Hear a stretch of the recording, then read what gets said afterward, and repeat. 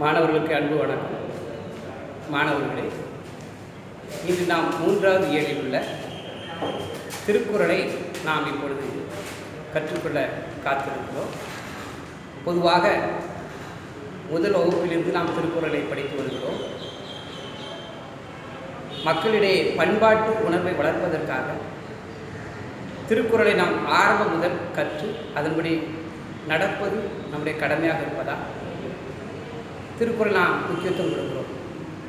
இன்று நாம் 3வது இயலில் உள்ள திருக்குறள்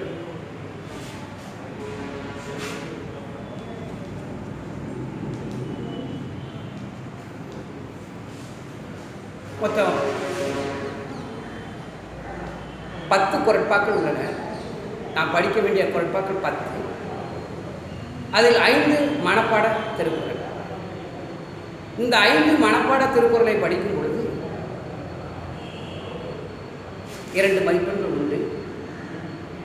இதே இந்த திருக்குறளை நீங்கள் 5 திருக்குறளின் மனப்பாடமாக படித்துக் கொண்டீர்கள் என்றால், நான் விரும்பும் நூல் என்னும் ஒரு தலைப்பில் கட்டுரை எழுத வேண்டிய சூழ்நிலை வரும்பொழுது இந்த 5 திருக்குறளையும் நீங்கள் அதனுடைய கருத்தோடு இணைத்து நீங்கள் எழுதுவீர்கள் என்றால், நான் விரும்பும் நூல் திருக்குறள் என்னும் கட்டுரைக்கு நாம் இப்பொழுதே ஆயத்தமாகிறோம். எனவே இன்றைய நாளில் நாம் பார்க்க இருக்கின்ற இந்த திருக்குறளிலிருந்து ஒன்று மனப்பாடத்திற்கு மதிப்பெண்கள் உண்டு. அடுத்து பொதுக்கற்றையை எப்படி எழுதலாம், பொதுக்கற்றையை எப்படி பயன்படுத்திக் கொள்ளலாம் என்பதற்கு இந்த பாடத்தை நீங்கள் நல்ல தரமாக பயன்படுத்திக் கொள்ளுங்கள். தொடர்ந்து திருக்குறளில் சில அணிநயங்கள் வரும். அந்த அணியையும் நாம் இப்பொழுது சேர்த்தே படித்து விட்டோம் என்றால் 10வது வகுப்புக்கும் 9வது வகுப்புக்கும் இணைந்தே மதிப்பெண்கள் உண்டு. எனவே இந்த திருக்குறள் நாம் படிக்கும் பொழுது சில அணி இலக்கணத்தையும் சேர்த்து படித்துக் கொள்ளலாம். இப்பொழுது பாருங்கள், முதலில் நாம் பார்க்க வைக்கக்கூடிய திருக்குறள், எப்பொருள் எத்தன்மை தாயின் அப்பொருள் மெய்ப்பொருள் காண்பதில். எப்பொருள் எத்தன்மை தாயின்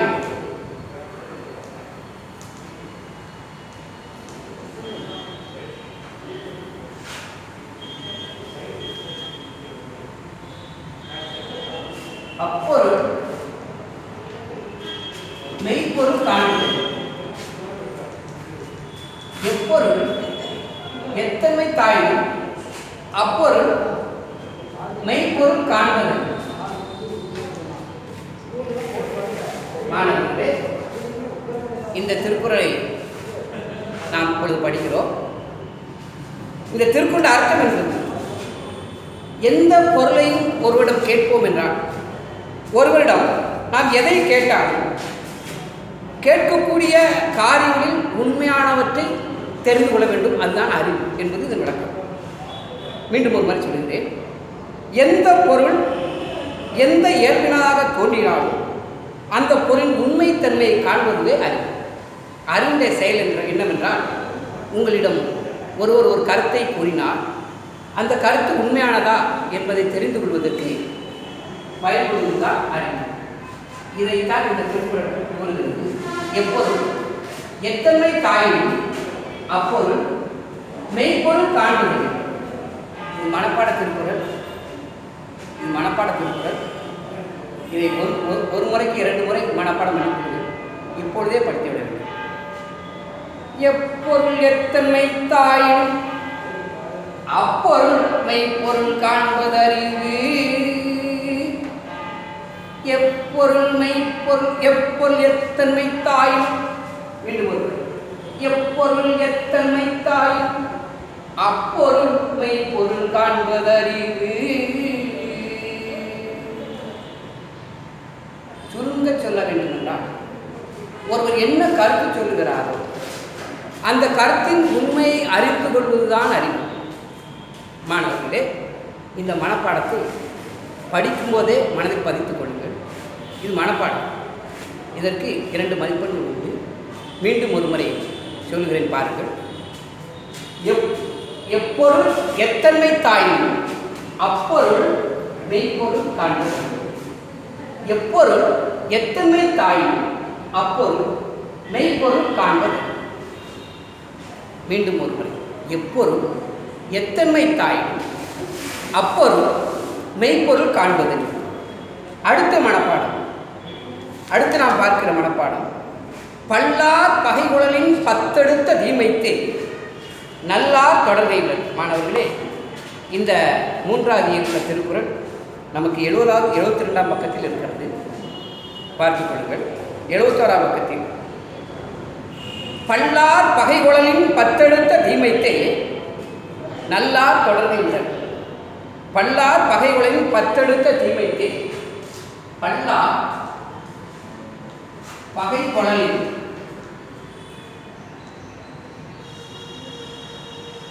பத்தெடுத்த தீமைத்தே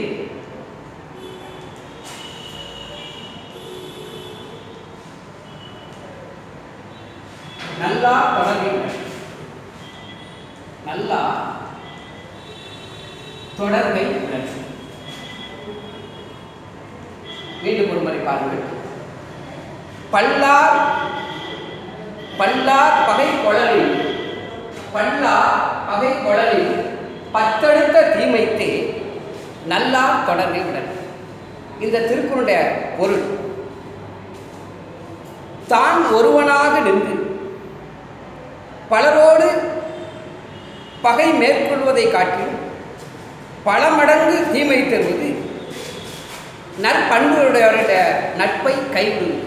அதாவது ஒரு நல்ல பண்புடையவர் ஒருவர் உன்னிடம் நட்பாக இருக்கிறார் என்று வைத்துக் கொள்வோம். திடீரென்று ஏதோ ஒரு காரணத்திற்காக அந்த நற்பண்பு உடையவருடைய நட்பை நீ கைவிடுவது எப்படிப்பட்ட தீமையாம்? பல பேரோடு நாம் போரிட்டால், பல பேரோடு நாம் சண்டையிட்டால், பல பேரை நாம் பகைத்து கொண்டால் அதில் என்ன தீமை விளையுமோ அதை விட பல மடங்கு தீமை தருவான். இது நல்ல பண்புடையவருடைய நட்பை துண்டிப்பது. இதனுடைய அர்த்தம் மீண்டும் ஒரு மாதிரி பாருங்கள்.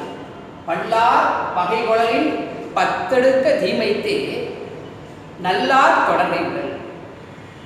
பல்லார் பகைகுழலின் பத்தெடுத்த தீமைத்தே நல்லார் தொடர்பை உடன்.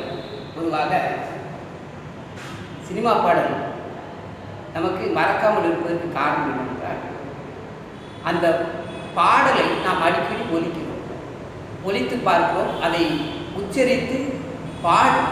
அதனால தான் அதை மறக்கிறது இல்லை. அதே மாதிரி இந்த மனப்பாடத்தில் நாம் பாடல் மூலமாக படித்துக் கொண்டோம் என்றால் மறக்காது. மீண்டும் ஒரு முறை பாடுகிறேன். பல்லார் பகைகுழலின் பத்தெடுத்த தீமைத்தே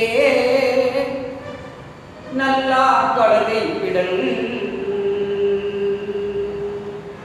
பல்லார் பகைகுழலின் பல்லார் பகைகுழலின் பல்லார் பகைகுழலின் பத்தெடுத்த தீமைத்தே நல்லார் தொடர்பை விடல். இதுக்கு முந்தின மனப்பாடத்தில் ஒன்று, எப்பொருள் எத்தன்மை தாயின் எப்பொருள் எப்பொருள் எப்பொருள் எத்தன்மை தாயின் அப்பொருள் மெய்ப்பொருள் காண்பதறிவு. பல்லார் பகைகுழலின் பல்லார் பல்லார் பகைகுழலின் பத்தெடுத்த தீமைத்தே நல்லார் தொடர்பை விடல். அடுத்த மனப்பாடம் பாருங்கள். 11வது திருக்குறள். பன்னெண்ணாம் பாடற்கு எய்வின்றே பன்னெண்ணாம் பாடற்கு எய்வின்றே கண் எண்ணாம் கண்ணோட்டம் இல்லாத கண். பன்னெண்ணாம். மாணவர்களே, இதை நம்ம உச்சரிக்கும் போதே அதை நீங்கள் மனதில் குறிப்பீர்கள் என்றால் மனதில் பதியும்.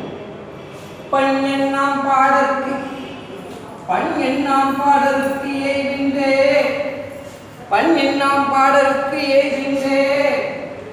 மீண்டும் ஒரு முறை வாசிக்கும் போதே அதை மனதில் பதிய வைப்பது தான் மனப்பாடம். பன்னெண்ணாம் பாடற்கு எய்வின்றே கண் எண்ணா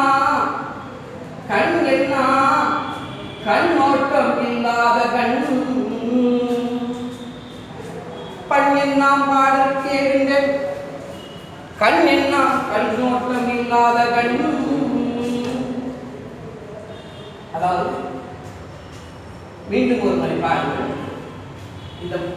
இதை நீங்கள் படிக்கும் போதே வாசிக்கும் போதே மனதில் பதித்து நீங்கள் வாசிப்பீர்கள் என்றால் அப்படியே பதிவது.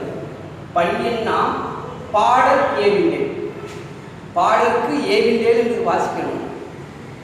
எழுதும்போது அதை பிரித்து எழுதியிருப்பாங்க. பண்ணெல்லாம் பாடல் ஏவிண்டேன், பண்ணெல்லாம் பாடலுக்கு ஏவிண்டேன், கண்ணெல்லாம் கண்ணோட்டம் இல்லாத கண். அதாவது ஒரு பாடலோடு இசை பொருந்தவில்லை என்றால் அந்த பாடலுக்கு அர்த்தமில்லை. அதுபோல இரக்கம் இல்லாத கண்களினால் பிரயோஜனம் இல்லை. இதுதான் அர்த்தம். ஒரு நமக்கு கண்கள் இருக்கின்றன, அந்த கண்களில் இரக்கம் இல்லை என்றால் அந்த கண்களுக்கு அர்த்தம் இல்லை, கண்கள் இருப்பதற்கு அர்த்தம் இல்லை. எப்படி ஒரு பாடலுக்கும் இசைக்கும் பொருத்தம் இல்லையோ அதுபோல கண் இருந்தும் இரக்கமில்லை என்றால் அர்த்தமில்லை என்று இந்த பாடல் விளக்குகிறது. அடுத்த மனப்பாடம். அருமை உடைத்தென்று அசவாமை வேண்டும். அருமை உடைத்தென்று, அருமை உடைத்தென்று அசவாமை வேண்டும்.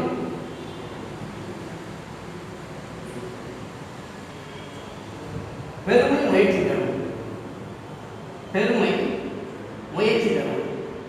அருமை உடைத்தென்று அசவாமை வேண்டும், பெருமை முயற்சி தரும். அருமை உடைத்தென்று அதாவது ஒரு செயலை முடிப்பதற்கு இது நம்மால் முடியாது என்று சோர்வடையாமல் மீண்டும் மீண்டும் அந்த செயலை முயற்சியோடு செய்தால் பெருமை வரும். அருமைனா கடுமையானது, கடினம் என்று ஒரு செயலை செய்யாமல் விட்டுவிடக்கூடாது. மீண்டும் மீண்டும் செய்தோம் முயற்சி எடுத்தால் நமக்கு பெருமை கிடைக்கும் என்பது இந்த பாடலுடைய அர்த்தம். அடுத்து நாம் இன்னொரு மனப்பாடம். நம்ம எப்போதுமே படிப்போம். முயற்சி திருவினையாகும், முயற்சி திருவினையாகும், முயற்சி திருவினை ஆக்கும். முயற்சியின்மை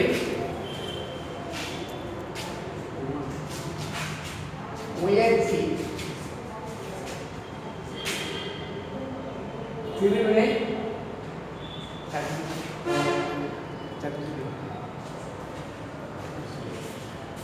முயற்சி திருவினையாக்கும். முயற்சியின்மை இன்மை புகுத்திவிடும்.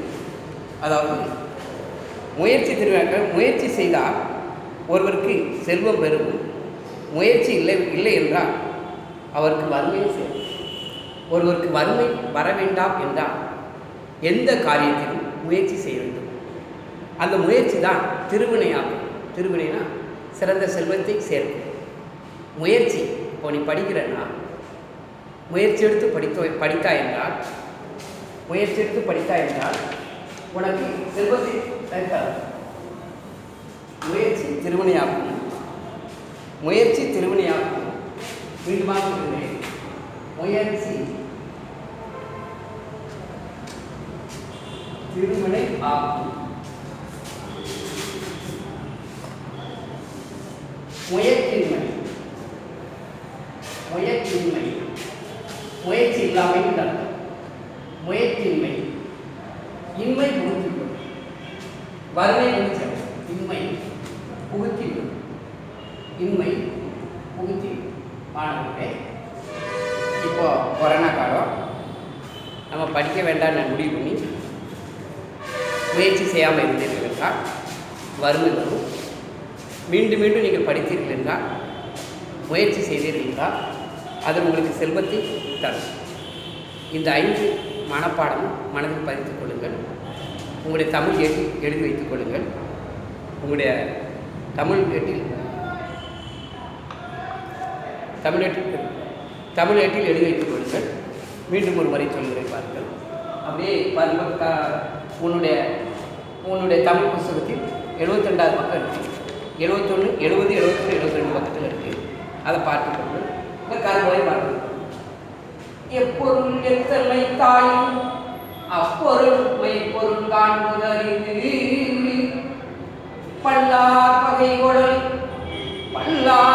கொடல் பத்தெடுத்த நினைத்தே நல்லார் தொடர்பை விடல் பண் எண்ணாம் பாடற்கு எய்கின்றே கண் எண்ணாம் கண்ணோட்டம் இல்லாத கண் அருமை உடைத்தன் ரசவானவே அருமை உடைத்தன் ரசவானவே பெருமை முயற்சி தரும் முயற்சி திருவினையாக்கும் முயற்சின்மை இன்மை பூத்திவிடும் முயற்சி திருவினையாக்கும் முயற்சி திருவினையாக்கும் முயற்சின்மை இன்மை பூத்திவிடும். மாணவர்களே, இந்த 3வது இயலில் 5 மனப்பாட திருக்குறளை பார்த்து இருக்கிறோம். இந்த 5 மனப்பாட திருக்குறளுக்குள்ள பொருளை வைத்துக்கொண்டு வினாக்கள், எந்த வினாக்கள் கேட்டாலும் நாம் விடை கூறிவிடலாம். இப்பொழுது இந்த 3வது இயலில் திருக்குறளை படிக்கும் பொழுது மனப்பாடத்திற்கு நமக்கு மதிப்பெண் உண்டு. 5 மனப்பாடத்தில் தரவாக வைத்திருக்கிறோம். இதே இந்த திருக்குறளை நாம் படிக்கும் பொழுது 2 அணிகளை பார்க்கலாம். உதாரணத்திற்கு நாம் 9வது இதில் 9வது திருக்குறள் வேலோடு நின்றான் இடு என்றது போலும். இந்த அணி ஓமை அணி. இதில் ஓமை அணி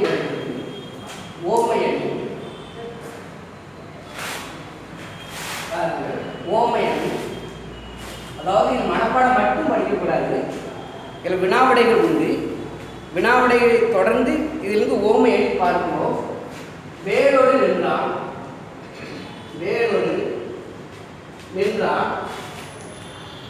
இது மனப்பாடம் கிடையாது. ஆனால் இதிலிருந்து ஓமை அணிக்கு எடுத்துக்காட்டாக வைத்துக் கொள்ளலாம். வேலோடு நின்றான் இடு என்றது போலும். வேலோடு நின்றான் இடு என்றது போலும். வேலோடு நின்றான் இடு என்றது போலும். கோலோடு நின்றான் கோலோடு நின்றான் இரண்டு. இதுக்கு அர்த்தம், இதோட பொருள் என்னன்னா ராத்திரி நேரத்தில் வேலோடு நின்று வழிப்பறிவுறுத்தல் செஞ்சான்னா அதுபோலத்தான் அரசர்கள் அளவுக்கு மீறி வரியை சுமத்தி, மக்கள் மேலே வரியை சுமத்தி எனக்கு அதை வரியை செலுத்துங்கன்னு சொல்கிறது எது போன்றதான் இரவு நேரத்தில் கையில் ஒரு வேலை வச்சுக்கிட்டு வழிப்பறி செய்யக்கூடிய திருடனை விட மோசமான செயல் எதுவான்? அரசன் வரி சுமை செலுத்துவது. இது ஓமை அணி என்று வருகிறது. ஓமை அணின்னா ஒரு பொருளை மற்றொரு பொருளோடு ஒப்பிட்டு கூறுவது ஓமை அணி. இங்கே பாருங்க, ஒரு திருடன் இரவு நேரத்தில் வேலோடு, அதாவது இரவு நேரத்தில் அது எப்படி இருக்கான்னா வேலோடு கையில் வேலை வச்சுக்கிட்டு எப்படி கொடுமை பண்ணுறானோ, எப்படி வழிப்பறி பண்ணுறானோ, அது போல இந்த போருங்கிற உறுப்பு வெளிப்படையாக இருந்தால் அது ஓமை. அப்போது இந்த திருக்குறளை கொடுத்து இதில் பயின்று வரும் அணி என்னன்னு ஒரு கேள்வி கேட்பாங்க. நீ என்ன சொல்லணும்னா, இதில் பயின்று வரக்கூடிய அணி ஓமை அணி. ஓமை அணியின் பொருள் பொருத்தம் என்னன்னு கேள்வி அதில் எழுதணும். அடுத்து ஓமை அணி பொருள் பொருத்தம் சொல்லி இது எழுதுனா இதுக்கு ஒரு 5 மதிப்பெண் உண்டு. இன்னும் ஓமை அணி வேறு இன்னொரு பாடலில் வந்து பாருங்க, புரிஞ்சிருவா? இன்னும் ஓமை அணி தான். இதில் 11வது இதில் 20வது திருக்குறள். 20வது திருக்குறள் பாருங்கள், நீங்கள் கையில் புத்தகம் வச்சுருப்பீங்க. அது 20வது திருக்குறள் பார்த்தா, நச்சப்படாதவன் செல்வம் நடுவூர் நச்சு மரம் பழுத்தட்டு. அதாவது நச்சப்படாத பிறனுக்கு பயன்படாதவனுடைய செல்வம், யாருக்குமே பயன்படாமல் கருமி மாதிரி இருக்கக்கூடிய கையில் உள்ள செல்வம் ஊர் நடுவில் ஒரு நச்சு மரம் பழுத்திருந்தால் அந்த பழத்தினால் யாருக்கும் பயன் இல்லையோ அதுபோல் இது ஒரு உவமை. அடுத்து இதே இதில் இன்னொரு 11வது திருக்குறள் பாருங்கள், எடுத்துக்காட்டு உவமை. 11வது திருக்குறள் எடுத்துக்காட்டு உவமைன்னா, போன்றங்கிற உருவு மறைஞ்சு வந்தான், வெளிப்படையாக வராமல் மறைஞ்சு வந்தான், அது எடுத்துக்காட்டு ஓமேனி. போலுங்கிற உருவாகும், ஆனால் எடுத்துக்காட்டு ஓமேனியில் போலுங்கிற உருவு வெளிப்படையாக வராது. இதில் பாருங்கள், பண்ணின் நாம் பாடலுக்கு ஏவின்றே கண்ணின் நாம் கண்ணோட்டம் இல்லாதவன், பாடலோடு பொருந்தவில்லை என்றால் இசையால் பயனில்லை. அதுபோலவே இரக்கம் இல்லாவிட்டால் கண்களின் பயனில்லை. இதில் போன்றங்கிற உருவு வெளிப்படையாக வரவில்லை, எனவே இது எடுத்துக்காட்டு உண்மை. மாணவர்களே, இன்றைய நேரத்தில் நாம் படித்தது என்னவென்றால், 3ஆதியில் உள்ள திருக்குறளை பார்த்திருக்கிறோம், 5 மனப்பாட குறளை பார்த்திருக்கிறோம், படித்திருக்கிறோம். அந்த 5 மனப்பாட திருக்குறளை எழுதி வைத்துக் கொள்ளுங்கள். இந்த மனப்பாட திருக்குறளில் 3 அணி வருகிறது, 3 திருக்குறளில் அணி வருகிறது. அதில் 2 ஓமையணி, ஒரு எடுத்துக்காட்டு ஓமையணி வருகிறது. அதை தொடர்ந்து பின்னாடி உள்ள அதே பாடத்தில் பின்னாடி அந்த படம் கொடுத்துருக்கு. அந்த படத்தில் 2 படம் கொடுத்துருக்கு, கீழே திருக்குறள் கொடுத்துருக்கு. இந்த 2 படத்தில் எந்த திருக்குறள் பொருத்தங்கிறத நீனே பார்த்து சொல்லியிருக்கான், அர்த்தத்தை பார்த்து சொல்லியிருக்கான். அதுக்கு அடுத்த படத்துலையும் பாரு, 2 படத்துலையும் பாரு, அது இந்த திருக்குறளுக்கு எந்த படம் பொருத்தம்னு சொல்லியிருக்கான்.